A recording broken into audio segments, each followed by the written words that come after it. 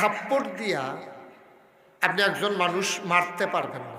তার কান দান্দা করতেন পারবেন, দাঁত ফালাই দিতেন পারবেন, তার গালও লাল করতেন পারবেন, কিন্তু এক থাপ্পড়ে একজন মানুষ মাইরা লাইছে, এটা যত সেরা বেড়ায়ও এটা হইত না। ঠিক কিনা কান?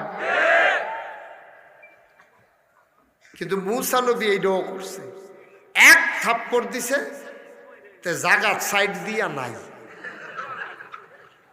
সুবহানাল্লাহ কয় না? এত গরম। কিতাবে এসেছে তিনি যখন হাঁটতেন রাস্তায় দুইটা পাঞ্জাবি গাও দিত। কয়টা?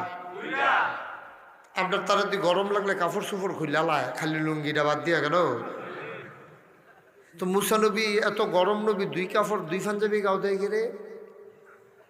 তাফসীরে এসেছে একটা পাঞ্জাবি যখন তিনি গায়ে দিতেন, তিনি যখন রাগ করতেন তার গায়ের পশমগুলো আলপিনের মতো দাঁড়াই যাইত।